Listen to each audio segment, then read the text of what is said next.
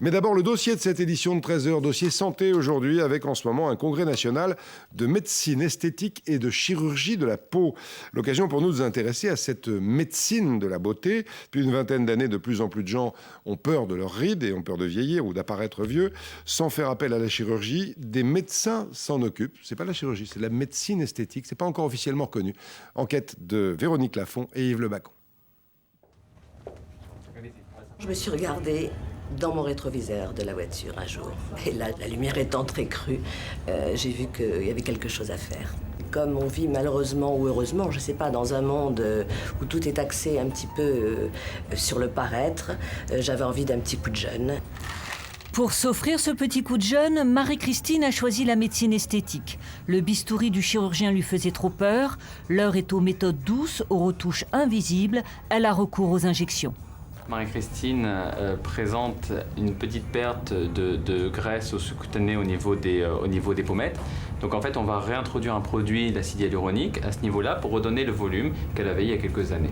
Ça me permet pas de faire reculer le temps, mais en revanche d'être un peu plus en accord avec moi-même, avec des petites choses légères et non douloureuses. Des petites choses qui séduisent de plus en plus, comme le constate cette esthéticienne. C'est vrai qu'il y a une inquiétude. On ne veut plus vieillir, enfin on redoute les premières rides et on me pose pas mal de questions en ce qui concerne toutes les injections possibles, collagène, botox. Bon, j'essaie de les diriger vers des spécialistes parce que bon, c'est pas de mon ressort. Ces questions, Claudia ne se les est pas posées, elle préfère s'en remettre à des soins plus traditionnels. Moi j'ai 70 ans, j'ai jamais rien fait à ma peau, enfin, à part des massages, des crèmes. Et je suis pas du tout prête à faire des injections.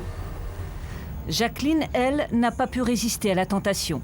Je suis venue ici parce que j'avais envie de combler un petit peu les 2 sillons que j'ai autour de la bouche. Effacer les marques du temps n'est pas toujours le but recherché. À 36 ans, Yves vient de franchir le pas. Allez-y, installez-vous.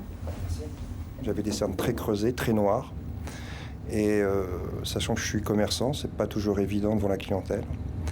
Et grâce à cette nouvelle médecine, ça va déjà beaucoup mieux. J'ai meilleure mine.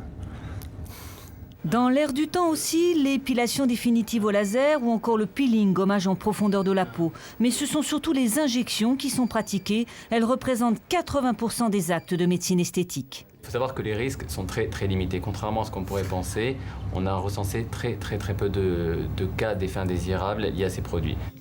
Cette discipline n'est pas encore reconnue par l'ordre des médecins. Les honoraires sont libres et tout médecin peut pratiquer ce genre d'acte. Un syndicat forme les praticiens tentés par cette médecine et informe les patients pour éviter les dérives.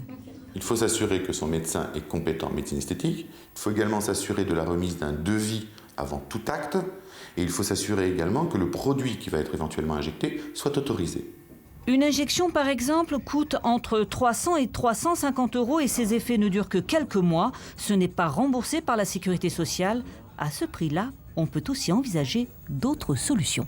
À part les traitements esthétiques, je trouve que bouger, faire du sport, s'occuper des autres font que le visage rayonne aussi, peut-être un peu plus. Puis on peut aussi garder ses rides, c'est très beau parfois. Tout ça nous amène à la noire.